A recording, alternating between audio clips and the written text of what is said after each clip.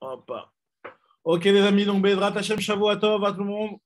Et on va essayer aujourd'hui de faire le Daf Vav de Masechet Betsa. Très bien, on en était exactement au tout début du Daf, au tout début du Hamoud, Amar Rava. Vous êtes là, vous voyez? On va dire dans le groupe qu'on démarre. On démarre. Voilà. Très bien, les amis. Ok. Maintenant, nous dit la Gemara la chose suivante. Donc, Betsa Dafvav. Amar Rava. Attends, mais il a quel daf, Rabbi Shmuel, excuse-moi? Dafvav. Vav. Celui-là, c'est au tout début de la page. Au tout début de la page. Le premier mot de la page. Amar Rava. Met Beyom Tov Rishon it askubo amamin. Met Beyom Tov Sheni it askubo Israël. Rava nous dit ici, et puis on va un petit peu continuer avec cette histoire de 2 jours de Yom Tov, comme vous allez voir un petit peu, et puis on va passer à un autre sujet après. L'Agma nous dit comme ça, si jamais il y a un juif qui décède pendant Yom Tov, ou en tout cas, il se trouve que pendant Yom Tov, on doit l'enterrer. Alors, si c'est le premier jour de Yom Tov, Itas Kubo Amamin. On le donnera au Goïm pour que les Goïm l'enterrent. C'est les Amamin, c'est les Goïm qui vont l'enterrer. Même si normalement, on n'a pas le droit de demander à un Goï de faire une Melacha. Normalement, Amira, la Nochri, Shvut, de demander à un Goï de faire une Melacha, c'est un sur des Rabanan. Hop. Il y a quelqu'un qui est entré, MO. Même si normalement, on n'a pas le droit. Ah, c'est Morgan. Et Ethan qui rentre, voilà. C'est bloqué, non? C'est bon? On n'entend pas là, on n'entendait pas. Ouais, non. Il y a Morgan et il y a Ethan qui sont rentrés. Shavua Tov. C'est bon, là. Salut, Shavua Tov. Shavua Tov. Et voilà, il y a Ethan qui rentre aussi. Bah, au prochain. On n'a pas entendu là ce que tu as dit, ça a bloqué. Voilà, je redémarre. Salut, Ethan, Shavua Tov. Shavua Tov, Mazel Tov. Voilà, Morgan, tu peux sortir de bidou depuis hier. Hein. Pourquoi? Depuis le 3, tout le monde sort de bidoud. Non, il fallait que la vaccin avec ça. Mais non, moi, ça fait plus de 6 mois que j'ai eu les 2 doses. Ma femme, oui, moi, non. C'est pas comme si t'es dehors, là. C'est pas comme si t'es dehors. Par contre, monsieur, je vous en supplie, ça fait un quart d'heure qu'on est connecté, on n'a pas avancé. Allez, vas-y, on est là. On est là. On démarre. Rappelle-moi. Masechet Betsa, Daf Vav, Amud Aleph. On est en haut, au tout début, les premiers mots de la page. Amar Rava. Nous dit Rava. Met Beyom Tov Rishon. Si jamais il y a un Met, donc un juif qui est niftar et qu'on doit enterrer, si c'est le premier jour de Yom Tov qu'on doit l'enterrer, Itas Kubo Amamin. On le donnera au Goïm. On va le donner à des Goïm, donc nous on ne va pas faire toutes les mélachot qui vont être nécessaires pour enterrer ce juif. Nous on demandera à des Goïm de le faire, même si normalement on sait qu'on n'a pas le droit de demander. On n'a pas un tzivouï de mitzvah de met, on a dit que quoi qu'il arrive, on peut tout faire sauter avec ça? Non, tu peux pas faire sauter. Ah, c'est si on trouve un mort dans la rue comme ça, qui personne ne peut l'enterrer, c'est ça? Non, tu peux pas faire sauter. Tu peux pas faire sauter des. Par exemple, le Chilul Shabbat, le Chilul Yom Tov, etc. Tu peux pas faire sauter à cause de. Ah, ok, j'ai compris.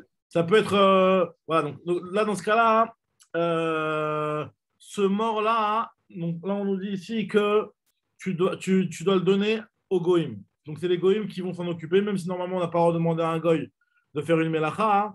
Mais là, Kvod Amet, les Chachamim, ils ont autorisé. Maintenant, Met Beyom Tov Sheni, si jamais c'est un Met qu'on doit enterrer le 2e jour de Yom Tov, par exemple, il vient de décéder le 2e jour de Yom Tov, Yit Askubo Israël. Donc là, cette fois-ci, les Juifs eux-mêmes auront le droit de faire des Melachot pour se mettre. C'est-à-dire qu'on a le droit carrément de faire des Melachot. Alors, par exemple, creuser une tombe, c'est une marloquette dans les Rishonim. Il y a un Tosfot dans Maseret Moed Katan qui rapporte 2 pirouchim, mais selon un des pirouchim, on a aussi le droit de creuser la tombe. D'après un autre pirouche, on n'a pas le droit de creuser la tombe. On va dire que de creuser la tombe, c'est une marloquette dans les Rishonim. Mais d'autres mélachot, même qui ne sont pas des mélachot indispensables à l'enterrement, par exemple, de couper des hadassim, comme ce qu'on va voir dans le de couper des hadassim pour les mettre au-dessus du mort, c'était un mina comme ça pour le kavod du mort. Donc, toutes ces choses-là, on a le droit de les faire pendant Yom Tov Sheni. Les Chachamim ont annulé le Yom Tov Sheni pour les besoins du Kvod Hamet.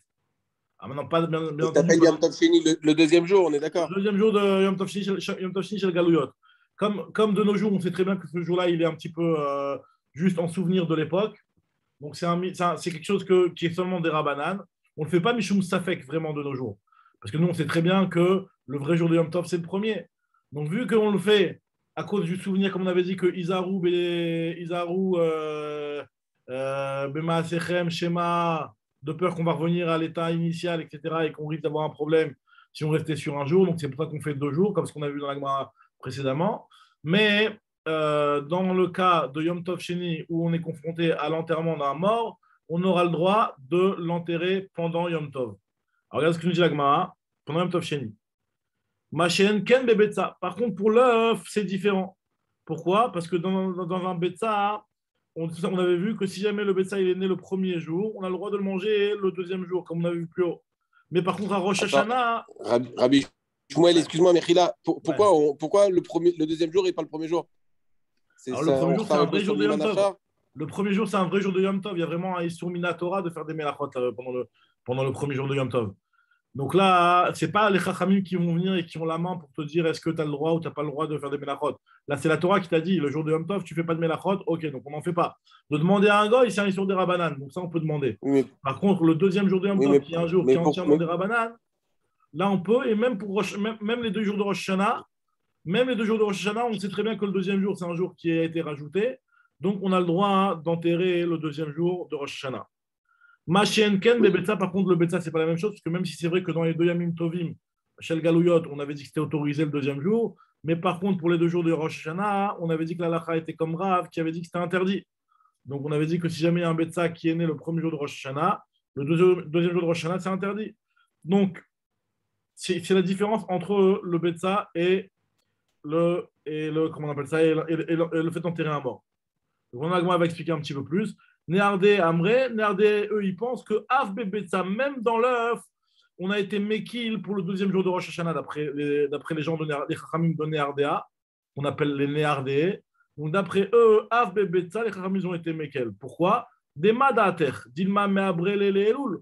Quel est le risque? Pourquoi tu considérerais, toi, tu veux supposer qu'à Rosh Hashanah, c'est plus grave que les autres Yamim Tovim et qu'on va interdire le Betza qui est né le premier jour pour le deuxième jour?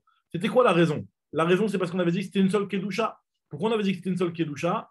Parce que si jamais le mois de Hadar, le mois de Elul, Mechila, va être rendu un mois de 30 jours au lieu d'être un mois de 29 jours, bah finalement, le Rosh Hashanah va être décalé d'1 jour. Maintenant, il te dit que cette chose-là, c'est quelque chose qui n'arrive jamais. Comme ce on en a parlé un petit peu hier. Normalement, le mois de Elul, il est tout le temps un mois qui est chasser. C'est-à-dire quoi, c'est un mois qui est chasser? C'est-à-dire c'est un mois qui fait 29 jours.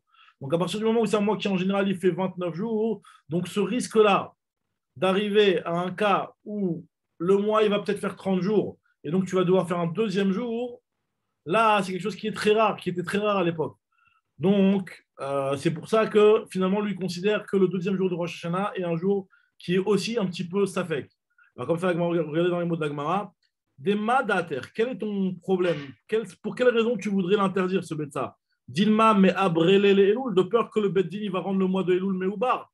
C'est-à-dire que puisque les Chachamim ont fait une takana, comme ce qu'on avait vu à l'époque du Beth Amikdash, que lorsque les Edim arrivaient le 30e jour du mois de Elul, après Mincha, on avait dit qu'on ne les recevait pas. Vous vous rappelez, on avait parlé de ça avec comment ça se passait à cause du problème qu'il y avait eu avec les Lévim qui s'étaient plantés dans le Shir Shel Yom. Donc, on avait décidé de ne plus recevoir les témoins à partir de Mina Mincha Ol Ma'ala. Donc, même si on savait pertinemment que le jour de Yom Tov, il était uniquement le premier jour, mais on décalait Rosh Hashanah sur 2 jours, tout ça pour une raison un petit peu technique. Donc, c'était vraiment quelque chose qui était indépendamment de tout Safek. Ce n'était pas pour un Safek qu'on avait rajouté le deuxième jour. On avait rajouté le deuxième jour pour une raison technique, pour ne pas qu'il y ait un problème si on recevait des témoins Minamin Chaol Ma'ala. Donc, on a décidé de rajouter, quand ils viennent Minamin Chaol Ma'ala, de rajouter un deuxième jour de Yom Tov. Maintenant, ce deuxième jour de Yom Tov, on a dit que quand on le rajoute, il est, entre guillemets, comme un Vadaï. Ce n'est pas un Safek, puisqu'il n'a pas été rajouté dans le doute. Donc à partir du moment où il n'a pas été rajouté dans le doute, donc, et que c'est du Vadaï, donc on avait dit que c'était une Kedusha Achat. Alors ils viennent les Néardés, ils disent non, pas du tout, cette chose-là n'arrivait jamais.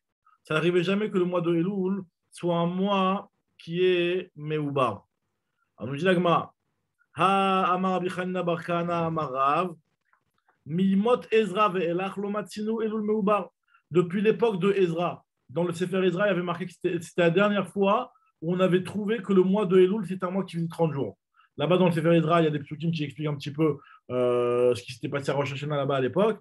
Et on voit que le mois de Elul était un mois de 30 jours à cette époque-là.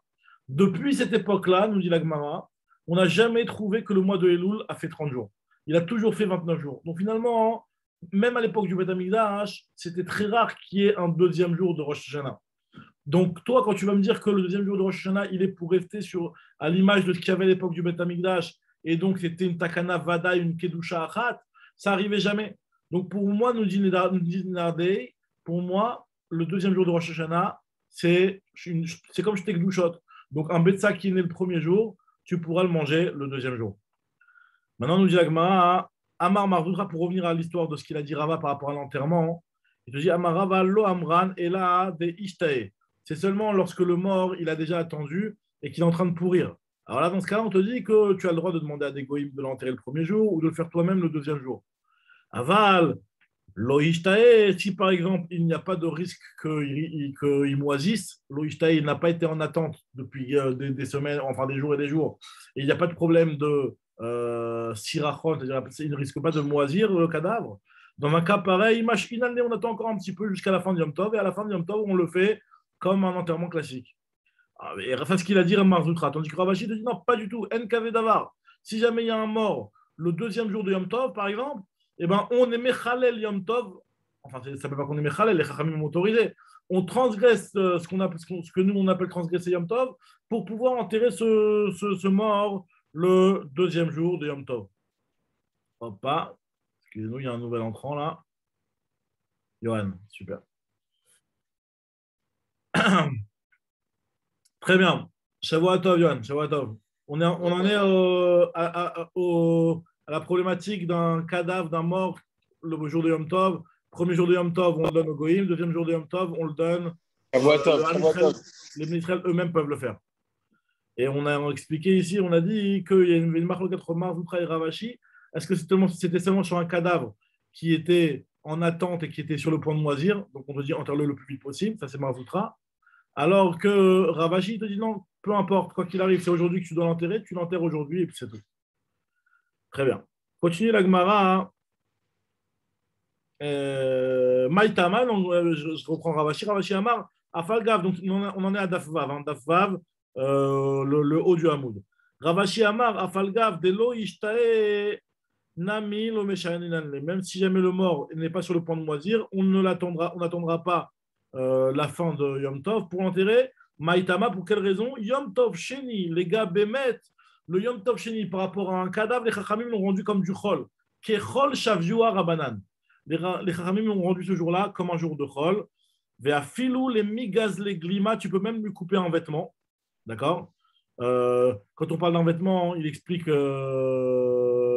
Rashi que finalement, non, c'est toi qui explique ça aussi, qu'on ne parle pas de stam, le fait de couper un vêtement pour les tachrichin, le linceul du mort, parce que ça, c'est pas shoot que on parle même pas de ça. On parle même stam de couper un vêtement qui pourrait faire du kavod au maître. Par exemple, si tu voudrais faire une petite décoration avec un tissu pour le kavod du maître, tu peux aussi faire ces choses-là le deuxième jour de Yom Tov. C'est-à-dire que les Chachamim, ils ont vraiment rendu ce jour-là comme un jour de Chol Mamash par rapport à cette Nekuda-là, par rapport à l'enterrement de ce cadavre, de ce maître, quoi. Ou les migazlé asa, c'est pour couper du hadas. Pareil pour couper du hadas, pour le poser sur le cercueil du mort, l'ichvodo, pour son kavod. Donc là aussi, les Chachamim, ils ont considéré qu'on pouvait le faire, on n'allait pas se retenir, ils nous ont donné l'autorisation de pouvoir le couper, et donc ils nous ont dit, par rapport à ces halachot-là, c'est comme un Yom Chol. Amar Ravina te dit, Vea idna deika chabare, de nos jours où il y a les chabarim. Alors les chabarim, c'est les fameux goïms, on les a vus dans Maseret Shabbat, on les a rencontrés plusieurs fois. C'est les Perses, les fameux Perses, c'est une Ouma de Rechaïm, donc c'est une Ouma de Rechaïm qui, eux, mettaient un petit peu la pression en Israël et ils les empêchaient d'accomplir la mitzvot. Et des fois, comme ce que Rachid rapporte ici, il faisait travailler les Bnei Israël. Il leur disait, vous travaillez pour moi, travaillez pour moi. Et les Bnei Israël disaient, non, aujourd'hui c'est Yom Tov, on ne peut pas. Donc le problème, il est que si les Chabarim, ils vont voir que le jour de Yom Tov, on est en train de faire des choses pareilles pour l'enterrement d'un mort, ils vont se dire, tu vois bien que finalement, c'est pas si Yom Tov que ça, puisque toi, tu es en train de faire des mélachot. Donc, à cause des Chabarim, pour ne pas qu'eux, ils viennent à nous poser des problèmes, ils disent, voilà, venez les travailler pour moi de force, en me voyant travailler pour la Kvurat Hamet. Donc, pour cette raison-là, Chai Shinan, on a peur qu'ils nous posent des problèmes, et donc on attendra Motzei Yom Tov pour enterrer le deuxième mort, pour enterrer le mort qui est mort le deuxième jour. Maintenant, il faut savoir que cette halakha, c'est même bismanazé, hein. C'est pas du tout. C'est aussi halakha le maasé aussi que minadin, normalement, si jamais il y a une gvoura à faire le deuxième jour de Yom Tov, on peut la faire nous-mêmes mamash. Maintenant, après, il y a une problématique qui est de savoir est-ce qu'on a le droit de creuser le trou du cercueil. Ça, c'est une marloquette dans les Rishonim. Comme je vous ai dit au début, il y a un Tosfot dans Moed Katan. Selon une des réponses, on a le droit. Selon une autre réponse, on n'a pas le droit. Mais à part cette problématique-là, si on avait un endroit qui est déjà creusé ou quelque chose comme ça, on aurait le droit le deuxième jour de Yom Tov à la Khalemase. Et il me semble qu'on m'a déjà raconté que c'est des choses qui sont arrivées dans l'histoire au Maroc ou des trucs comme ça, où on enterrait le mort le deuxième jour de Yom Tov, mamash, comme si c'était un jour de Chol, les Chol d'avant. Alors, continue l'Agma. Ravina, alors là, maintenant l'Agma, elle va nous raconter une histoire où on va voir encore une autre marloquette sur les 2 jours de Rosh Hashanah. Ravina, les amis de Beta, les Johan et Nati, c'est ça la Sougia du Souma, le Mécor, il est là. Quand on va avoir la même histoire plus loin, c'est pour ça. Du Souma? Ouais, en fait, c'est l'aveugle qui a demandé à Shmuel. C'est le Mécor, il est ici, en fait. On va le voir dans tu vas voir. Alors, regardez, c'est quoi l'histoire? Tu parles de quoi par rapport à Yerouf Tafshilin? Ouais, exactement. Ouais. Ok. Alors, Ravina nous dit Ravina avait yativ kameh de Ravashi. Une fois, Ravina était assis devant Ravasi. Il y en a qui disent Ravasi, il y en a qui disent Ravashi. Logiquement, c'est Ravashi. Ravina et Ravashi étaient ensemble, comme on sait. En tout cas, Ravina, il était assis devant Ravashi. Et Beshnei Yamim Tovim sur Rosh Hashanah. C'était Rosh Hashanah, donc Inyana de Yoma. Il le voyait comme ça. Et c'était en fait 2 jours de Rosh Hashanah qui étaient juste avant Shabbat. Donc Rosh Hashanah jeudi, vendredi, et après il y avait Shabbat qui enchaînait. Donc il y avait le Inyan du Yerouf Tafshilin. Il voyait qu'il était triste. Ravina, il a vu que Ravashi était triste. Chaz Yedave Atziv. Amarle Amay Atzivma, pourquoi tu es triste? Amarle lui a dit Delo Utve Yerouf Tafshilin, parce que je n'ai pas fait le Yerouf Tafshilin. Et donc je ne pourrais pas manger et puis je ne pourrais pas cuisiner pour Shabbat. Amarle, alors c'est vrai qu'il y a le fameux éther du Rav qui fait pour tout le monde. Maintenant, après, comme c'est marqué dans la Gemara plus loin, hein, que le Rav de la ville, il peut faire pour tout le monde, pour ceux qui ont oublié, etc. Il y a ce éther-là. Maintenant, peut-être que Ravashi, lui, il n'était pas inclus dans ça, parce que lui, normalement, logiquement, soit c'était lui qui faisait pour tout le monde, ou soit lui, il n'avait pas besoin de s'appuyer sur ça. Mais en tout cas, là, il s'était rendu compte que il n'a pas fait, donc il s'est dit, je peux pas cuisiner. Maintenant, on nous dit la Gemara, Amar, il lui a dit, Velotiv Maraïdna, il lui a dit, quel est ton problème? On est le premier jour de Rosh Hashanah aujourd'hui. Ben, mets-le aujourd'hui, le héros. Pourquoi? Parce que Miman Afshar, ça peut marcher, ça peut être bon. Pourquoi? Parce que tu vas te dire comme ça, tu vas faire comme ce qu'on avait vu, l'histoire du Tnaï. Velotiv Lemar Aïdna, pose-le aujourd'hui. Milo Amar Rava, n'est-ce pas que Rava nous a enseigné concernant les 2 jours de Yom Tovim d'une autre fête? Effectivement. Mais en tout cas, il a dit cet enseignement-là que Maniach Adam Irouvé Tafshilin, Mi Yom Tov, la Chavero, ou maintenant, un homme peut poser le Irouv Tafshilin d'un Yom Tov pour l'autre et faire cette condition-là, hein, qui est de se dire si aujourd'hui c'est un Yom Chol, ben, j'ai le droit de poser le Irouv Tafshilin. Si finalement aujourd'hui c'est Yom Tov, alors ça veut dire que demain c'est un Yom Chol, et donc j'ai pas besoin de Irouv Tafshilin. Donc tu peux faire ce Tnaï-là et donc tu es bon. Alors il lui a dit, Amar, il lui a dit pas du tout. Là c'est Rosh Hashanah, c'est différent.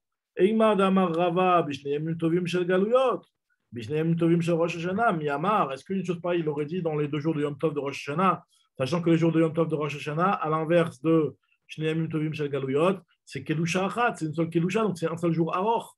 C'est comme si c'était un jour qui dure 48 heures. Et donc, je ne peux pas me permettre de déposer aujourd'hui le Hérouv. Ça ne marche pas comme un jour de Yom Tov, enfin les deux Yamim Tovim chez le Galouyot classique. Donc en fait, on voit ici une discussion entre Ravashi et Ravina, comment considérer les deux jours de Rosh Hashanah. Ravina, lui, pensait que les deux jours de Rosh Hashanah, c'était Shtek Gvushot, comme les jours de Yom Tov classique. Et sur ça, Ravashi lui a dit non, c'est Gvusha Achat, c'est pas la même chose. Moi, elle te dit, ah, pourtant, on a vu que Néardé, il pensait que c'est Shtek Gvushot. Ve'amre Néardé, Av Betsa Muteret, que même l'œuf il est autorisé, ça veut bien dire que c'est Shtek Gvushot. Alors, il a dit que moi, je suis pas d'accord avec ces Néardé. Amar les Rav Mordechai. Rav Mordechai, qui était le Talmid de Ravashi, il a dit que Befirouch Amar Limar, mon maître Ravashi m'a dit explicitement qu'il ne pensait pas comme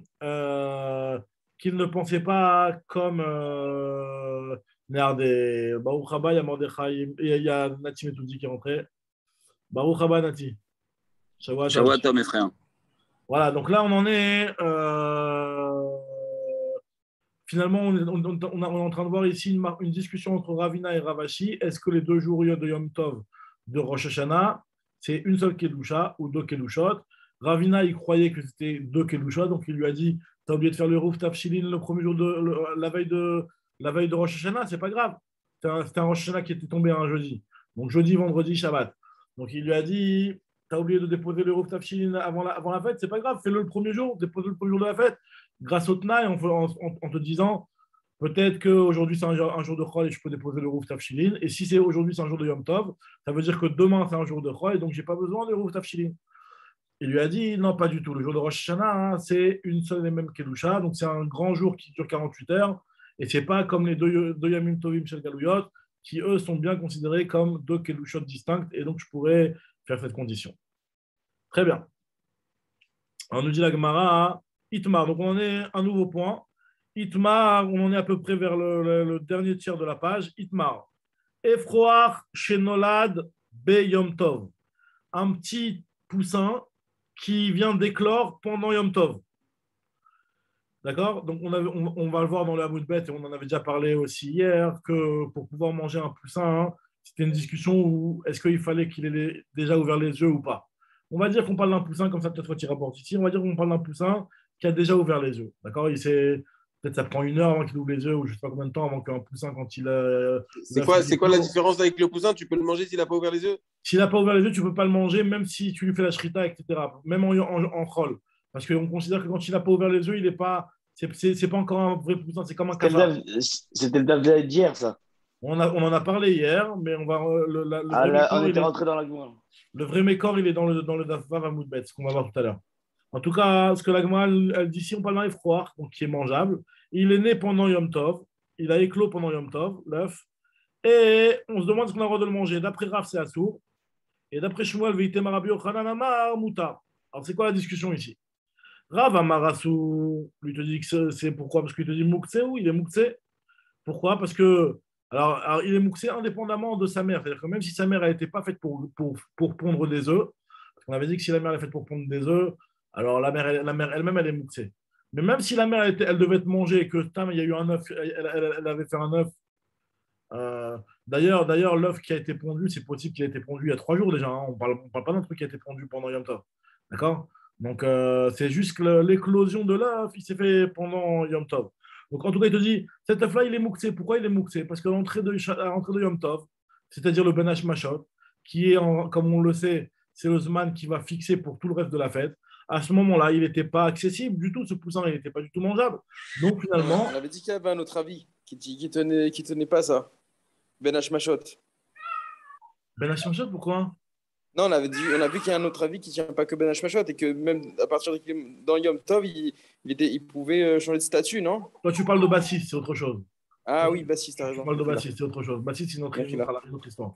De savoir quand est-ce qu'on va fixer le statut de Bassis, est-ce que c'est Ben Hashmashot ou pendant Yom Tov, ça peut être un petit peu lié. Hein. Je ne dis pas que c'est pas complètement lié, mais en tout cas, c'est pas, là, on ne parle pas du Bassis.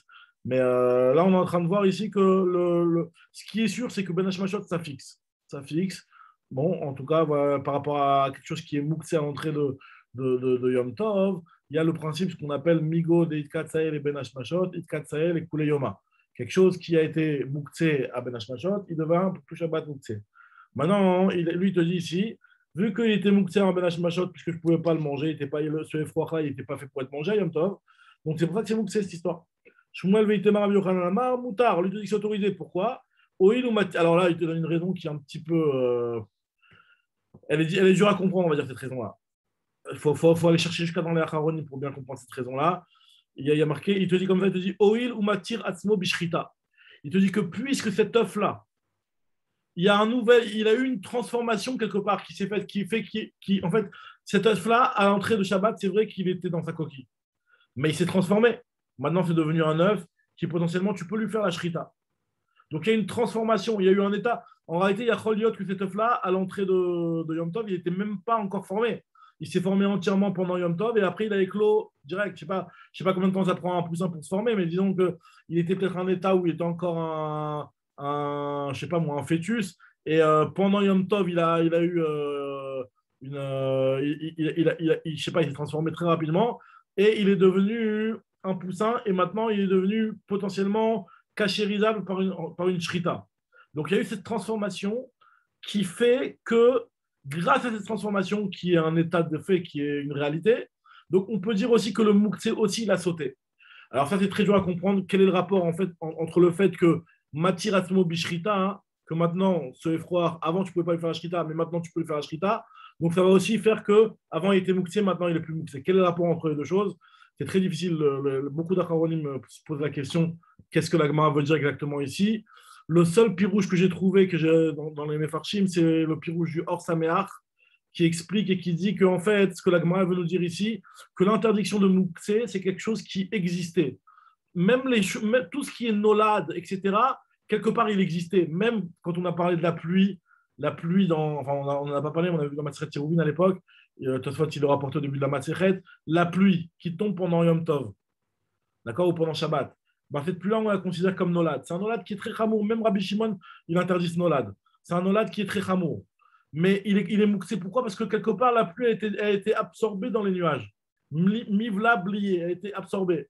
Alors que le poussin, hein, qui était en fait, c'était un petit peu, au départ, c'était un petit fœtus, c'était rien du tout. Il s'est transformé, ça a fait un poussin. Cet état de poussin n'existait pas du tout, Baolam, avant que l'œuf éclose. Donc, nous dit le Or Sameach que, en fait, peut-être que ce que la Gemara est en train de nous dire ici, que le principe de Moukse n'est applicable que sur quelque chose qui existait quelque part, Baolam, qui soit absorbé dans les nuages, ou le Betsa qui soit à l'intérieur de la tarnégolette, ou plein de choses comme ça, mais c'est quelque chose qui existait, Baolam, et que moi, j'ai détourné de mon esprit. Ça, c'est du Moukse. Par contre, quelque chose qui n'existait pas et qui vient et qui apparaît par magie pendant Yom Tov, ça, c'est pas Mouktsé. Comme ça, il veut dire le Or Sameach, il veut essayer d'apporter des preuves pour ça, c'est un très grand chidouche. Alors, je sais pas, et donc, lui, il te dit que c'est ça ce que la Gemara veut dire, que Oyu Matiratmo Bishrita, ça veut dire que jusqu'à maintenant, c'était un petit fœtus, c'était quoi? C'était un liquide, ce poussin. Et puis après, pendant le Yom Tov, il s'est formé, ça fait un petit poussin qui est Matiratmo Bishrita sur lequel tu peux faire la Shrita. Donc, ça veut dire qu'il y a un nouvel état, une nouvelle transformation, quelque chose qui n'existait pas à l'entrée du Yom Tov. Donc, une chose pareille, ça ne s'appelle pas Mouksé. C'est un grand chidouche. Voilà, donc ça, en tout cas, c'est un pirouche. Donc, en tout cas, ce qu'on est en train de nous dire ici, c'est que ce poussin-là, discussion entre Rav et Shmuel, est-ce qu'il est Mouksé ou pas? D'après Rav, il est Mouksé. D'après Shmuel, lui, il te dit que non, il n'est pas Mouksé. Maintenant, la Gemara te dit comme ça. La Gemara pose la question sur la vie de Rav. Amar le Rav Kahana, Veravasi le Rav, il lui dit, je ne comprends pas, Vechima, Benzel, Egel, Shinolad, B'Yom Tov. Quelle différence entre le cas d'un œuf qui va éclore pendant Shabbat, sur lequel tu es en train de me dire, enfin pendant Yom Tov en l'occurrence ici, sur lequel tu es en train de me dire que tu me l'interdis, alors qu'un Egel, donc si jamais il y a un veau qui naît d'une BMA, et Tan, tu m'avais parlé au début de la Maseret, un veau qui naît en plein milieu de Yom Tov, sur ça, il n'y a aucun problème. Il n'y a aucun problème, c'est sûr que tu peux le manger, il n'y a pas de problème de Mouksé. Pourquoi, toi, Rav, tu me dis qu'il y a un problème de Mouksé sur un poussin qui va naître pendant Yom Tov, alors que toi, tu es d'accord que si jamais il y a un petit veau qui naît pendant Yom Tov, qu'il n'y a pas de problème de Mouksé? Alors, il lui a dit, Rav, ce n'est pas la même chose. Il lui a dit, cet œuf-là, ce veau-là, il était mangeable si je faisais la shrita de la BMA.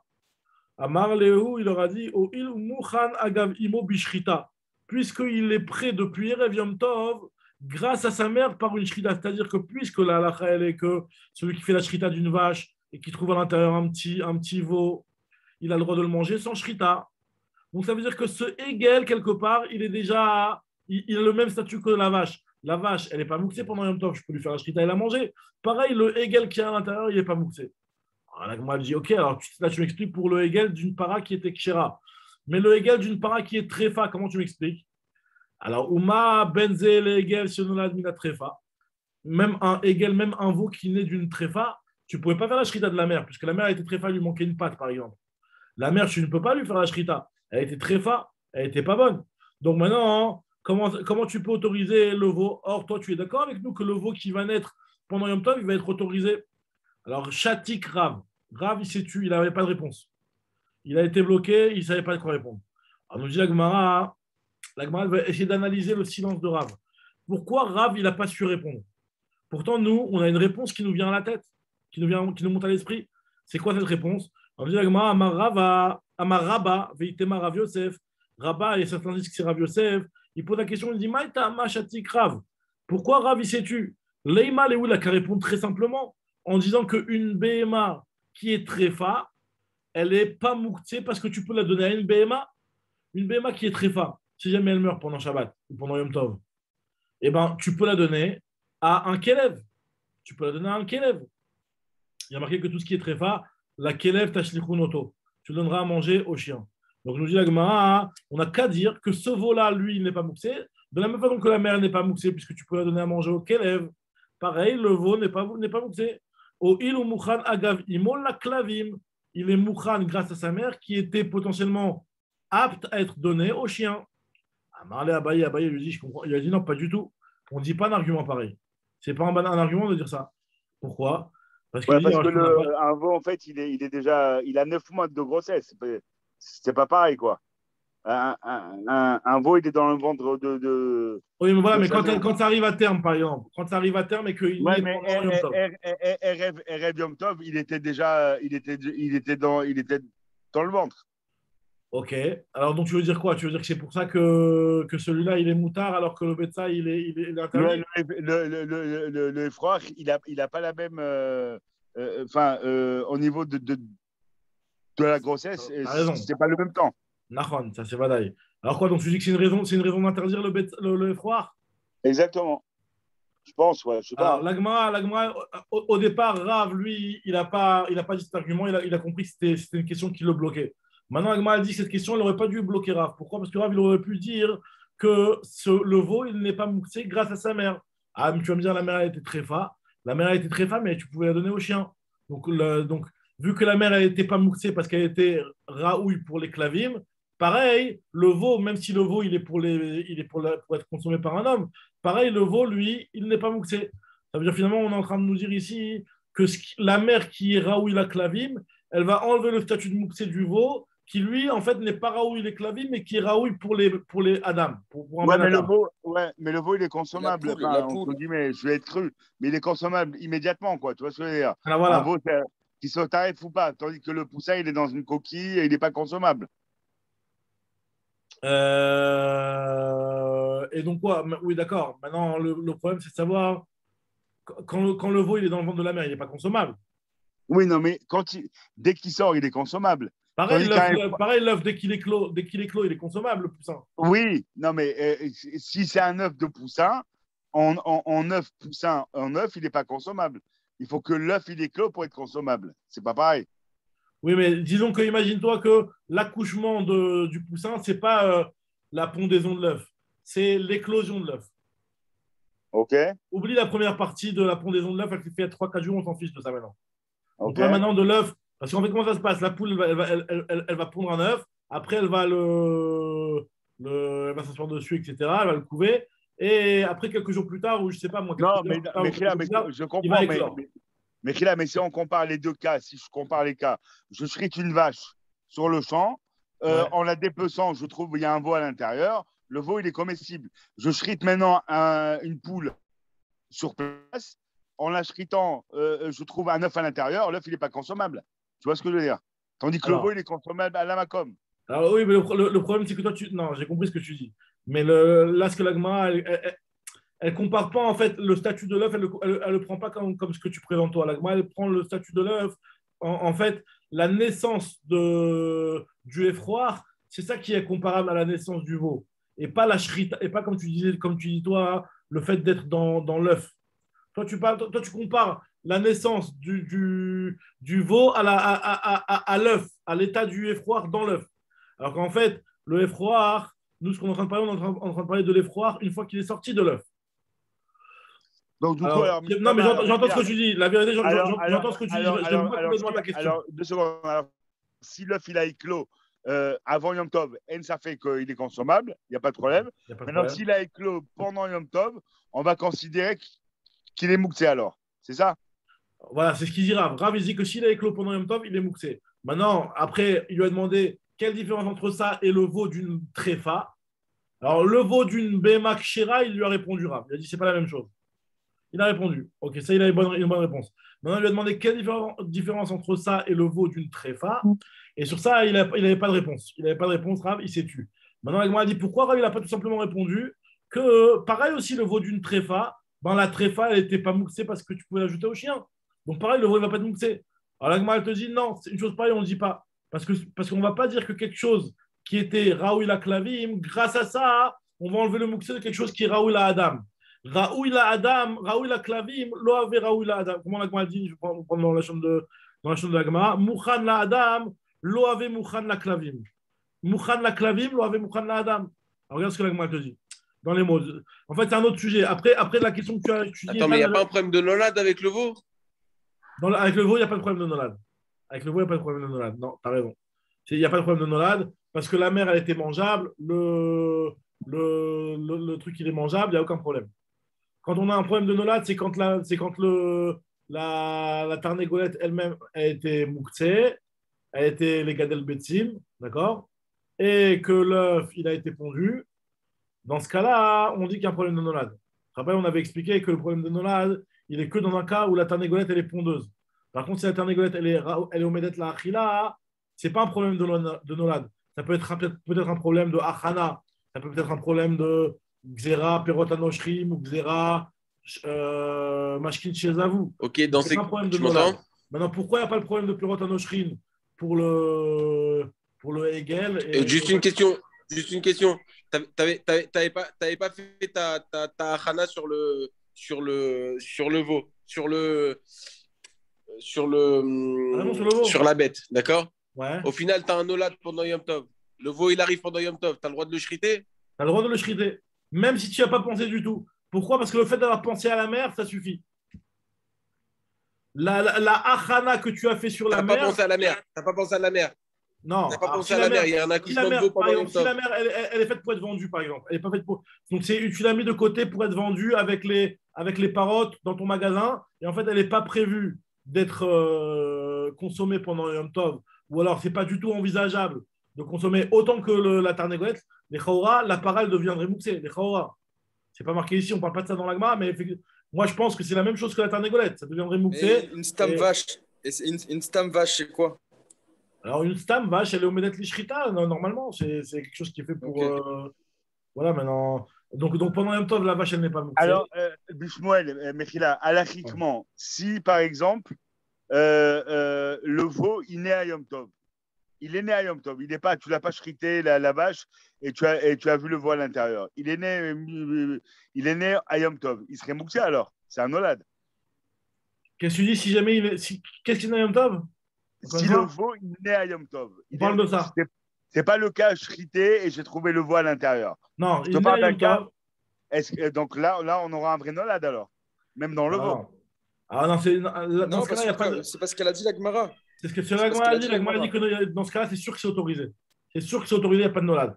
Pourquoi il n'y a pas de nolad? Alors, il y a plusieurs points. C'est ce que j'étais en train d'essayer de répondre à Natis, ce que je lui ai dit. Je lui ai dit, si déjà le problème de nolad qu'on avait vu dans le Betsa, c'était pour une tarnégolette qui était mouxée. Après, le problème de Mashkin Shizavu et Perot Anoshrin, Tosfot ici, il dit que ça n'existe pas dans les Baal Chaim. Ça, on le dit que dans des trucs comme un œuf. comme un œuf, tu vois, c'est comme un fruit qui descend de l'arbre, ou que c'est comme un jus qui va tomber qui va sortir du fruit. Sur ça, on fait la xéra de Perot Anoshrim, etc. Mais pour un Baal Echaim, on ne fait pas la xéra. C'est ce que Tosfot dit ici. Maintenant, le Lachon de Tosfot, quand il parle de Nolad, ici, c'est un petit peu une question. Parce que, Bémet, si on parle d'une para qui est. Il y a un Tosfot d'Ibouan Matri Egel, je ne sais pas si vous le voyez. Là-bas, le Tosfot, il parle Tema, Mikoma, Veasou, Mishum Nolad, Kemo Betsa. C'est un petit peu la question qu'il demande Ethan. Alors là, et après, il donne la réponse que je vous ai donnée moi. Maintenant, le problème, c'est que sur Nolad, ce n'est pas ça la vraie réponse en réalité. Bon, il y a un marcha, il y a des acharonim sur ça, il y a des pirouchim pour exactement comprendre la question du Tosfot. Mais en tout cas, la vraie réponse, c'est qu'il n'y a pas de problème de Nolad parce que la para n'est pas mouxée. Il n'y a pas de problème de. Comment on appelle ça? Il n'y a pas de problème de Perot Anoshrim parce que c'est des Balei Chaim. Il n'y a pas de problème de Mashkin chez vous parce que c'est des Balei Chaim. Sur les Balei Chaim, il n'y a pas ce problème-là. Maintenant, alors je continue la Gemara. Regarde ce que nous dit la Gemara ici. Je reprends, je relis depuis le haut du Hamoud. Ashta, Mouchan, la Adam, Loave, Mouchan, la Klavim. Alors là, c'est une notion qu'il faut comprendre. Parce que là, en fait, cette notion-là, elle est en train de nous dire que normalement, on sait que pour qu'une chose ne soit pas mouxée, il faut qu'elle soit Mouchan. Il faut que tu l'aies préparée. Maintenant, des fois, la préparation de la mère, elle peut donner une préparation pour le Vlad aussi. Ça veut dire qu'en fait, finalement, même si le Vlad, il n'existait pas, il était dans le ventre de la mère, le fait que la mère, elle est Mouchan et elle n'est pas mouxée, ça va impliquer que le Vlad aussi va être Mouchan et pas mouxé. Alors maintenant, par exemple, dans un cas où la mère, elle était tréfa, la mère, elle était Mouchan, mais elle était Mouchan à quoi? Elle était Mouchan à être mangée par les chiens. Elle n'était pas Mouchan à être mangée par les hommes. Parce qu'un homme, il ne peut pas manger tréfa. Donc là, on va se poser la question et on va voir, il va nous prouver que, en fait, finalement, le fait que la mère était Mouchan pour les Klavim ne peut pas enlever le statut de Mouxé du veau qui, lui, en réalité, est consommable par l'homme. Parce qu'une achana pour les Klavim, ce n'est pas une achana qui est valable pour quelque chose qui va finalement être réservé pour l'homme. C'est ce que la Gemara va nous dire tout de suite. Ashta, si déjà Mouchan la Adam, l'avait Mouchan la Klavim, si déjà quelque chose qui est Mouchan pour un homme, on te dit que l'Oave Mouchan la Klavim, d'après la vie de Rabbi Yehuda qui est marmire dans les écoles de Mouxé, comme on va voir tout de suite. On va voir une Mishnah tout de suite qui nous donne la vie de Rabbi Yehuda, c'est la fameuse avis de la BMA qui est devenue Nevela. Une BMA qui est devenue Nevela pendant Shabbat. Donc finalement, qu'est-ce qui a marqué concernant la Nevela? Il y a une Mishnah dans Masrat Shabbat, d'Etnan, donc c'est une des dernières Mishnah de Masrat Shabbat, qui nous dit que Mechatrin et Adlouin, on a le droit de couper les courges qui étaient détachées, comme on avait vu avant, l'ifna BMA, ve'et nevela, l'ifna klavim. Et on peut couper la nevela pour la donner à manger aux chiens pendant Shabbat. Même si finalement, elle n'était pas prête à l'entrée de Shabbat à être donnée au klavim, puisqu'elle était vivante, la BMA. Ça, c'est la vie de Rabbi Shimon. D'après Rabbi Shimon, tu as le droit de le couper, il n'y a pas de problème. Rabbi Yehuda lui te dit, Rabbi Yehuda Omer, im lo haïta nevela me'erev Shabbat asura lefisheno min hamuchan. Le fait qu'à l'entrée de Shabbat, elle n'était pas nevela, la BMA, tu ne peux pas la donner à manger au klavim. Alors qu'en fait, à l'entrée de Shabbat, elle était mouchan la Adam. Pourquoi? Juste parce que son statut, il a changé pendant Yom Tov, c'est ça? Parce qu'en fait, finalement, exactement, parce que finalement, à l'entrée de Shabbat, le statut de cette BMA-là, c'était qu'elle était raoui à être donnée à un homme. Et pendant Shabbat, elle est devenue nevela, donc elle n'est plus raoui à un homme. Elle est maintenant raoui pour qui? Que pour être donnée à un chien. Donc le fait que c'était mouchan grâce à l'homme ne peut pas enlever le statut de mouxé de la BMA maintenant, puisque finalement, cette BMA-là, elle n'est plus raoui à un homme dans l'état actuel. Elle est raoui qu'à un kelev. Donc c'est ce qu'on appelle dans la Gemara mouchan la Adam, lo ave mouchan la klavim. La Gemara dit donc, et à plus forte raison l'inverse. Et à plus forte raison l'inverse. Quelque chose qui était mouchan la klavim, c'est sûr que ça ne va pas être valable pour l'homme. C'est ce que nous dit la Gemara ici. Amarle lui a dit il lui a dit, tu as raison. Mouchan la Adam, lo ave mouchan la klavim. Tu as raison que quelque chose qui était mouchan pour un homme, comme par exemple une BMA qui était kshera avant l'entrée de Yom Tov et qui va mourir pendant Yom Tov, tu ne peux pas donner à des klavim. Pourquoi? Parce que des mailles des chazé leinish, non chadele les klavim. Parce qu'en général, une personne, à l'entrée de Shabbat, elle avait exclu complètement la possibilité de donner ça à un chien. Puisque cette BMA, elle était kshera à l'entrée de Shabbat. Donc lui, quand il a pensé dans sa tête à enlever le mouxé de cette BMA, c'est parce qu'il avait la possibilité de la manger lui-même. Il n'a jamais envisagé la possibilité de la donner à un kelev. Donc c'est pour ça que, effectivement, lorsque pendant Shabbat, cette BMA-là, elle va mourir, tu ne pourras pas la donner au chien puisque ce n'était pas une possibilité qui était envisagée à l'entrée de Shabbat. Alors que Mouchan la Klavim avait Mouchan la Adam. Mais par contre, dans le sens inverse, non. Quelque chose qui était Mouchan la Klavim, qui était prêt et qui était comestible par un Kelev, eh ben, on va dire que le propriétaire n'exclut jamais la possibilité d'en faire profiter un homme directement. Mouchan la Adam avait Mouchan la Klavim. Pourquoi? Des dates et des inish à kol midé de chazele. Un homme pense et se garde la possibilité d'utiliser toute chose qui potentiellement pourrait être utilisable par lui. Donc finalement, quelque chose qui est Raoul la Klavim, par exemple une tréfa, eh ben, le type inconsciemment dans sa tête, il se dit que voilà, cette BMA là, c'est vrai que théoriquement, son utilisation c'est à donner au Klavim, mais j'exclus pas que si moi un jour, j'ai besoin de cette BMA là, que je l'utilise. Donc finalement, tu n'as pas complètement détourné ton esprit par rapport à l'utilisation de l'homme. C'est pour ça que quand cette BMA là, elle va engendrer un Hegel, et ben ce Hegel-là, hein, il va être autorisé grâce à la mer. Puisque le mouktsé de la mer qui a été enlevé grâce au Klavim, et ben il te donne la possibilité d'enlever le mouktsé du Hegel, même si ce Hegel-là, il n'est pas pour les Klavim, il est pour les Bnei Adam. C'est ce que nous dit la Gemara ici. Donc finalement, c'est une grosse question sur Rav. Comment toi, Rav, tu viens et tu interdis le Efroar, alors que le Hegel d'une tréfa, hein, tu l'autorises? Et c'est pour ça que Rav, il n'avait pas de réponse. Il ne savait pas quoi répondre. Le Hegel d'une tréfa, on doit lui faire la shrita ou c'est cachère? Non, le Hegel d'une tréfa, non, tu vois, la shrita d'une tréfa, c'est pas bon. C'est pas une vraie shrita. Le Hegel d'une tréfa, non, le Hegel d'une tréfa, il faut lui faire la shrita. Il faut faire la shrita, c'est ça que je te pose comme question. Ok. Non, toi, tu parles d'un cas où tu as pris une BMA, tu lui as fait la shrita, et après, tu t'es rendu compte qu'elle était tréfa. C'est ça que tu parles. Ouais. Là, on ne parle pas de ça. On parle d'une BMA qui est tréfa, tu le vois. Mais dans les deux cas, tu vois, dans les deux cas, qu'est-ce qui se passe? Non, la shrita, elle n'est pas bonne. La shrita, elle n'est pas bonne dans les deux cas. La shrita d'une tréfa, il faut savoir que la shrita d'une tréfa, elle a une validité par rapport au ichot de Touma Betahara. Ça veut dire que ça va lui enlever le statut de Nevela. Ok.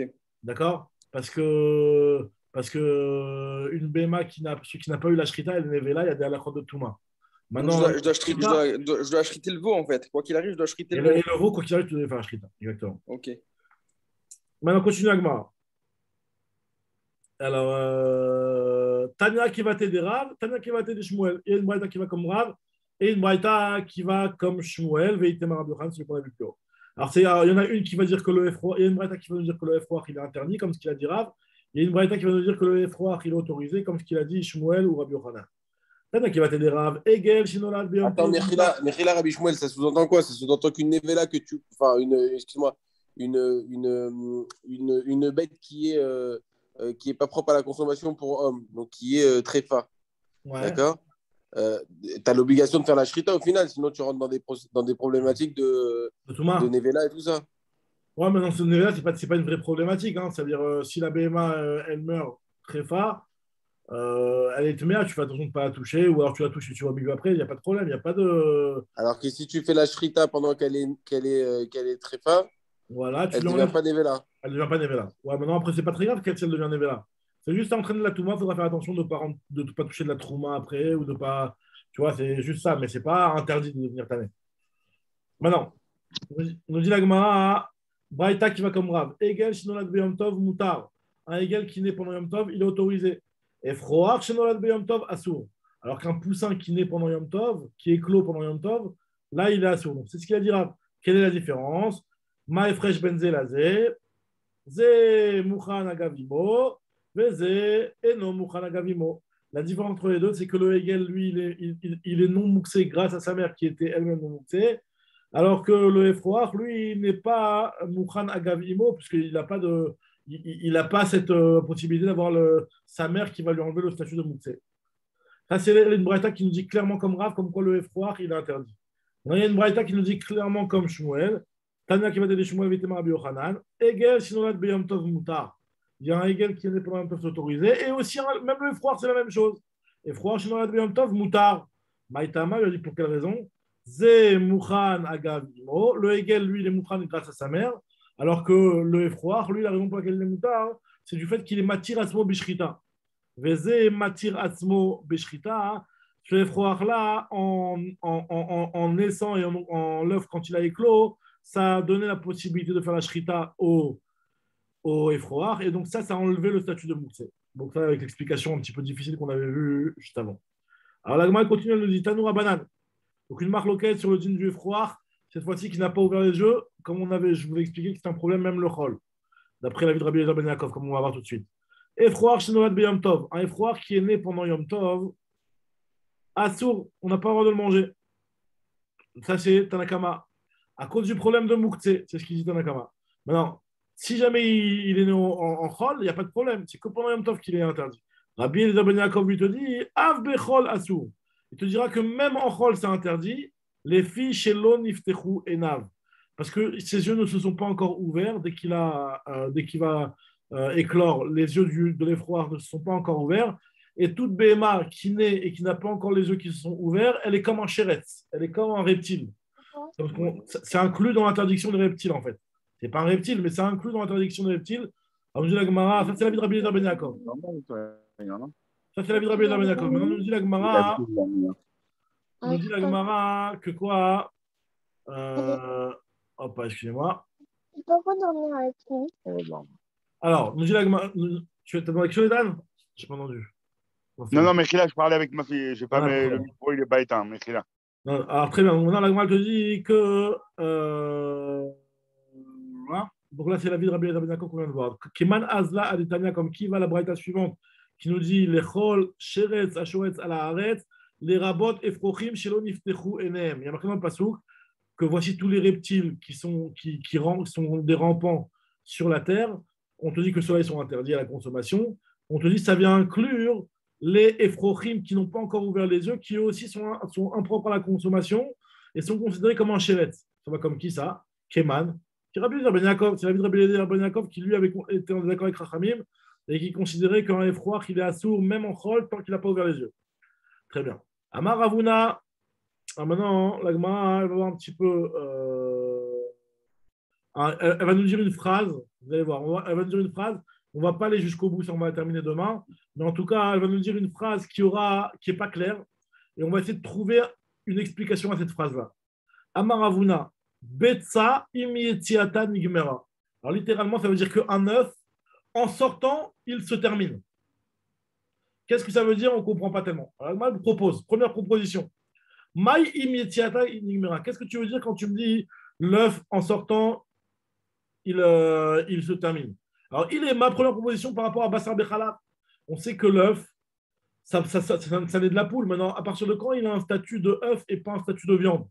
Alors, si tu veux me dire que là, on est en train de nous dire que c'est en sortant que l'œuf, il perd son statut de bassar. Et donc, tu peux le manger avec du khalav. Il est maïmetiatanigmera ou muteret lechol bechalav et tu peux la manger dans le khalav. Abim eima, tu es en train de me dire que ça veut dire qu'à l'intérieur, tant que l'œuf n'a pas été pondu, il ne peut pas être consommé avec du khalav. Mais c'est pas vrai ça. Abim eima asura leochla bechalav. Pourtant, il y a une braïta qui nous dit que Ashochet est un égolette, celui qui a fait la shrita d'une tarnégolette et Umatsaba Betim Gumurot, et il a trouvé des Betim qui sont entiers. À partir du moment où ils sont entiers, alors Rashi il explique qu'ils sont entiers, ça veut dire que même s'il n'y a pas encore la coquille. Oui, c'est une grosse marloquette entre le Rambam et Rashi. Quoi. Voilà, même d'après Rashi, même s'il n'y a pas encore la coquille, on considère. Et ils sont consommables. Hein. Qu'ils sont consommables avec du halal. Ils sont appelés Gmourim, en fait. Exactement. En fait, donc, lui c'est ce qu'il dit Rashi. Et il y a d'autres. Moi, je connais le Rajba, ou peut-être le Ramban aussi. Le Rajba, je sais que le Rajba, il est cholèque sur ça et il considère que le tour dans l'Ilchot Bassar Bechalav, il rapporte l'avis du Rajba, qui est en désaccord sur Rashi. En tout cas, ce que nous dit la Gemara ici, elle réfute cette proposition de dire que c'est à partir de la pondaison de l'œuf que l'œuf pourra être mangé avec du halal. Ça, c'est faux, puisqu'on voit que même quand il est à l'intérieur de la tarnégolette que tu as fait la shrita, tu peux le manger moutarot, tu peux le manger avec du lait. Alors, nous dit la Gemara, alors ça, quel est le pshat? Et là, imitiata nigmera, autre proposition, muteret leochla beyom tov.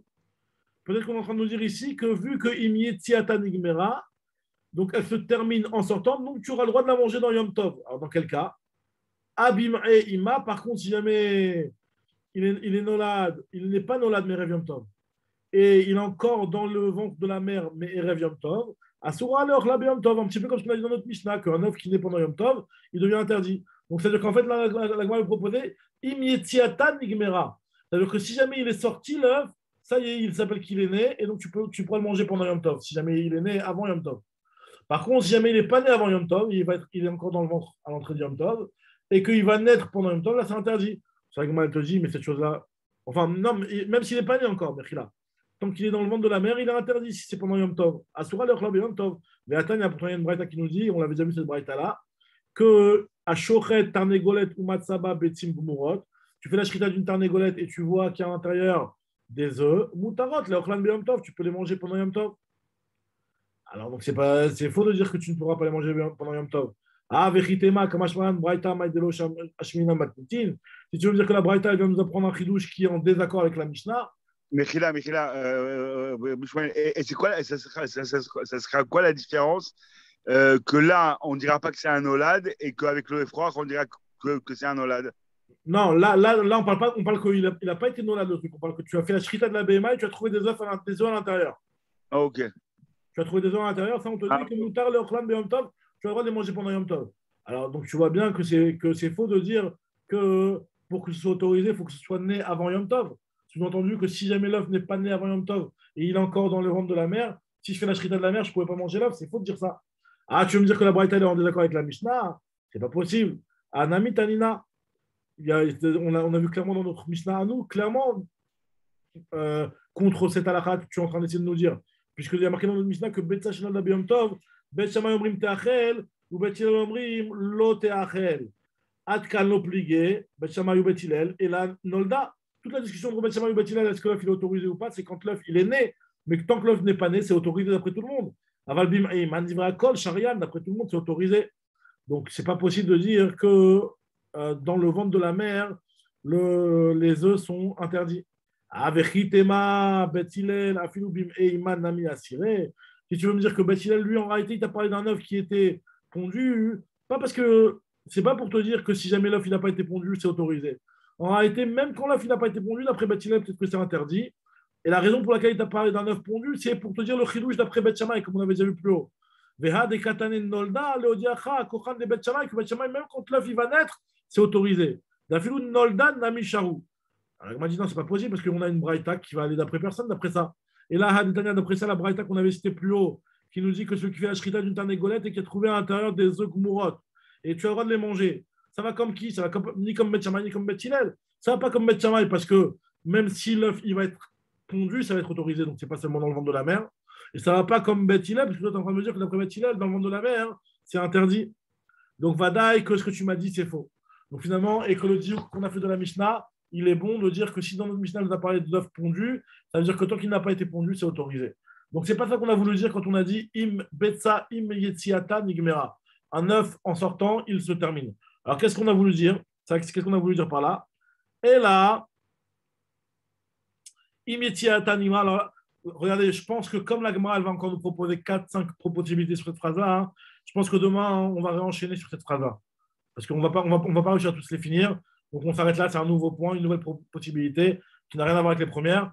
Donc, on en est là. Et là, im yetziata nigmera ou megadelet efrochim. On va voir.